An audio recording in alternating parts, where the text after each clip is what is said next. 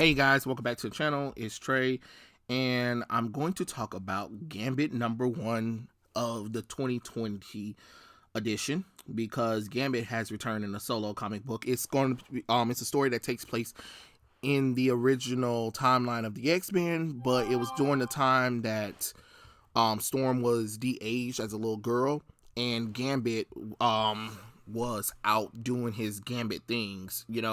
So it's pretty fun to kind of see this or read a classic story. And of course, it was written by Chris Claremont and Sid Kotia as the artist. So basically, it starts off where Gambit is out and about. I don't know. They're in Illinois, and Gambit's walking by. It's a guy who bumps into him, and a skateboarder skates past him, and he was like, "Oh my god, I got my wallet." Then Gambit goes down to the alley. He finds a young Aurora Monroe talking about, "This is kind of dumb. Why I have to return everything?" And then he's trying to teach her the ropes of thieving and being nice at the same time, like doing good things, only stealing from people who deserve it or whatever. So it's kind of one of those little things. He, of course, if you guys remember, Remy LeBeau is from New Orleans, and he honed his craft at a young age, part of the Thieves Guild. And of course, if you guys don't know, which everybody does know, but Gambit has the ability to charge anything with kinetic energy, and he does it with his playing cards. I always thought, like, dang, Gambit, you can kinetically charge anything, and you choose to just use playing cards. You know what I mean?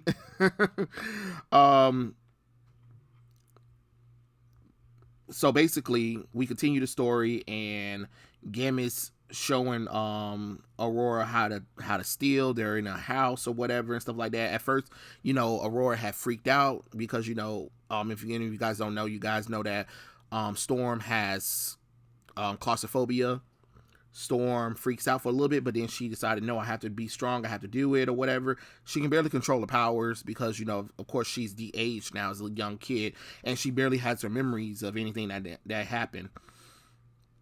So while she's doing that and getting in the house, Gambit's already there stealing money. And he was like, she's like, "What are you doing in here?" He was like, "I have to train you and make sure that you can do it and stuff like that. But hey, I can also do it as well." And then they start talking about the Shadow King, and Aurora explained everything that happened with her and the Shadow King, and how the Shadow King is after her because she used to work for him, but then stuff happened and now she's on the run from him, but she wants to like stop him and make him look like a fool.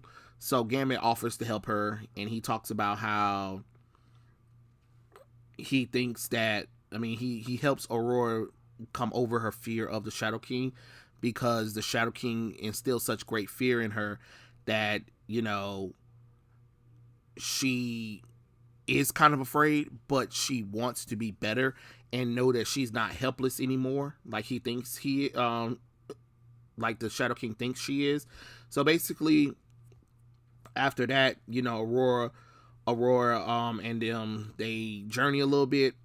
There was a cop going after some girls or whatever, and Aurora thought that the cop was after the kids, and she decided to try to protect the girls or whatever. But then the girls got mad that they were like, "You messed up our sting operation" and stuff like that, and then they started trying to jump her. Gambit comes in and helps her out, and then they run into a young lady. I forgot what her name is. I think what they call her, Bachelor, I believe is the name of the woman. I think that's the name of her. I think that's her name, I believe. No, Sabine. I'm sorry, Sabine. And the little girls that was under Sabine's control, they decided to fight Storm. And Storm and one of the young ladies, they fight. It looks like the young lady has upper hands on Storm because they want to kill Storm for messing up their sting operation because, there's territory and turf or whatever. But, of course, Storm overcomes everything, and with the training that she has from Gambit, she overcomes her and beats her ass. And Sabine was like, you should just turn her into the guild because they're going to come back for her. And he was like, you've been warned. And Gambit was like, we'll take care, Shell.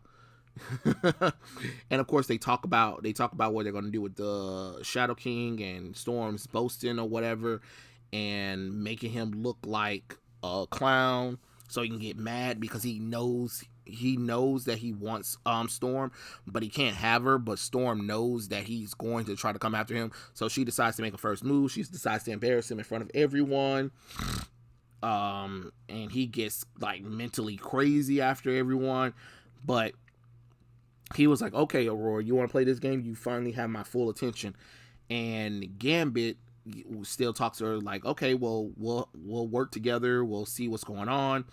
But you're still going to have to protect yourself and be able to stop the Shadow King, because I'm not going to be around forever. So then later on, there's this lady called... I forgot what they say her name is. Her name is what was her name? I don't know. It's this gorgeous woman. She's really beautiful anyway, and she brings in a bounty hunter to a person called I think Gesso or whatever, and then they say, hey, you have another targeted bounty for Linda Cheyenne, and apparently Linda Cheyenne is close to Gambit. So now this lady is going on to Earth to get Gambit so she can get Lena Cheney so she can catch the bounty for her. And then that's the end of the comic for right now. I thought it was pretty simple. It was a good introduction, a good little small issue going on. I mean, it's pretty cool to kind of see Gambit getting a cool solo comic book. He hasn't had one since like the late 90s, I believe. So this is all pretty cool for me. I'm going to continue to read it, see where this Gambit story goes, and see. I mean, I know it's supposed to fit in a time spot. I just want to see where it's going to lead to. But hey, it's Chris Claremont. He knows way more about X-Men than probably anybody alive right now. So he knows everything about the characters that he wrote. So I'm excited to see more from Gambit. So yeah, that was pretty it. Really, it really wasn't much of, oh my god, it wasn't really nothing really thing. The art could have been a little bit better, but it's in the spirit of like modern, like it's trying to get like that modern 80s look for it. But other than that, I'm pretty pleased with seeing Gambit have a little solo comic book and seeing them get a little bit of spotlight. But those are my thoughts. Tell me what you guys think in the comment section below, and I'll catch you guys later. Peace out.